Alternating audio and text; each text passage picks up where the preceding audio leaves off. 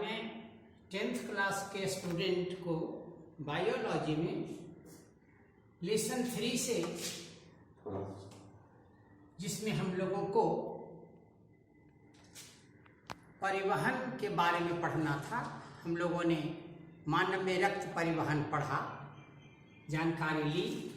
आज भी मैं हृदय से संबंधित कुछ बातें, हार्ट से संबंधित कुछ बातें इसी अध्याय से शॉर्ट नोट के रूप में समझाने जा रहा हूँ। बहुत प्रमुख है, इसे ध्यान से देखेंगे। सबसे पहला है pacemaker. Pacemaker right ventricle की भित्ति में, राइट वेंट्रिकल की भित्ति में, ये जो दीवार है इसमें साइनो ऑरिकुलर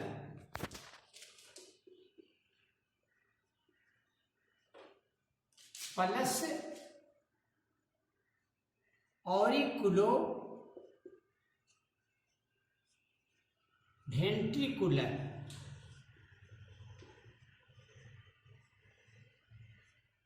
तथा बंडल ऑफ हिस,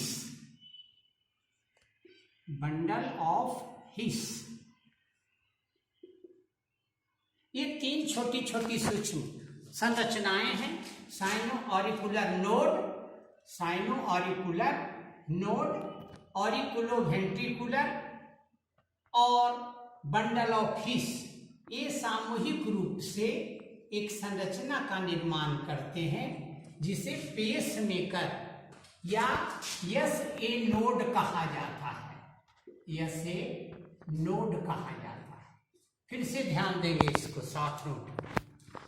हृदय के दाहिने निलय में, राइट वेंट्रिकल में cyano auricular node, auricular ventricular node और बंडल ऑफ हिस आपस में मिलकर एक रचना बनाते हैं जिसे पेस मेकर या यस ए नोड कहा जाता है।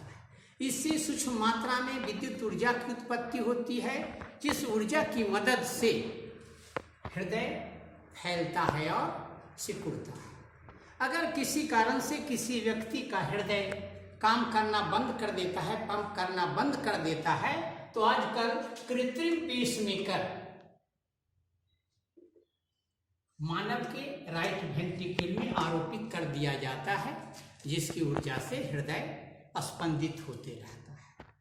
दूसरा शॉर्ट नोट है ब्लड प्रेशर। राइट वेंट्रिकल के सिकुड़ने से, राइट वेंट्रिकल के सिकुड़ने से महाधमनी और धमनियों पर एक विशेष प्रकार का दाब उत्पन्न होता है। उसी दाब को रक्तचाप या ब्लड प्रेशर कहा जाता है। वेंट्रिकल के, फिर से ध्यान से देखिए, वेंट्रिकल के सिकुड़ने से एक प्रेशर उत्पन्न होता है एओर्टा पर और धमनियों पर,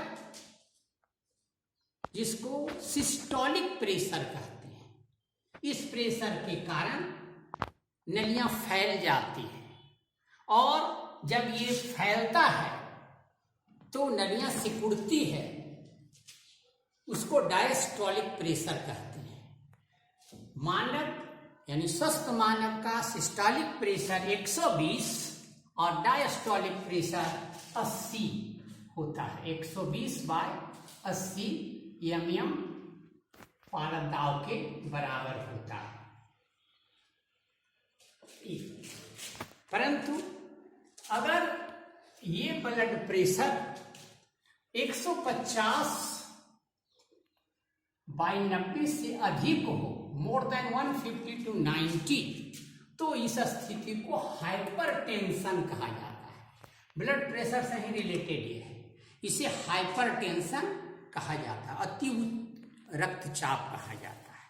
अगर इसमें सही समय पर इलाज नहीं किया जाता है तो उस व्यक्ति के ब्रेन हेमरेज, हार्ट अटैक और पैरालिसिस होने की संभावना काफी अधिक हो जाती है। इसलिए इस स्थिति में उचित चिकित्सक से इलाज करवाना चाहिए।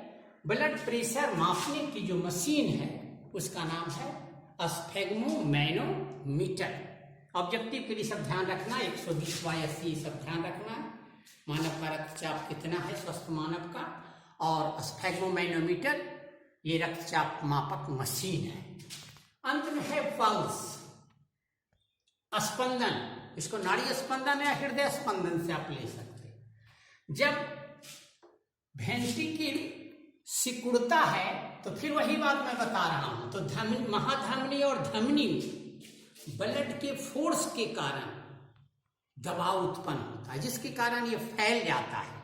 और जब रक्त आगे बढ़ जाता है, अब यहाँ ये इस प्रकार से फैल गया और ब्लड जब आगे बढ़ता है तो पुनः ये सिकुड़ गया, तो फैलने और सिकुड़ने के कारण एक विशेष प्रकार की ध्वनि उत्पन्न होती है, जिसको पल्स या स्पंदन कहा जाता है। इसलिए हृदय स्पंदन हृदय का अगर चेक करते हैं, और नाड़ी स्पंदन अगर आप वेन को आप जांच रहे हैं, नाड़ी को आप जांच रहे हैं, तो उसको नाड़ी स्पंदन कहा जाता है। फिर से एक बात, पल्स को वेंट्रिकल के संकुचन के फलस्वरूप महाधमनी और धमनियों में रक्त एक दाव पर प्रवाहित होता है, जिसके कारण धमनी फैलती है, और जब रक्त आगे बढ़ जाता है तो सिकुड़ती है। इसके कारण एक प्रकार का स्पंदन या ध्वनि उत्पन्न होती है, जिसको पल्स या स्पंदन, नाड़ी का चेक करें तो नाड़ी स्पंदन के नाम से जाना जाता है। आज हमने हृदय संबंधी जो छोटे छोटे प्रश्न थे, शॉर्ट नोट्स, उसको समझाया। इस अध्याय के जो प्रश्न हैं उसको आप लोग बनाएंगे, ऑब्जेक्टिव को भी अच्छी तरह से देखेंगे। जो समस्या होगी फिर वर्ग में उसको समझाया जाएगा। पुनः अगले दिन मैं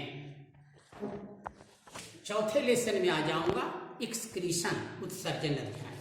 तब तक आप लोग घर पर रहिए, खूब मन से पढ़िए।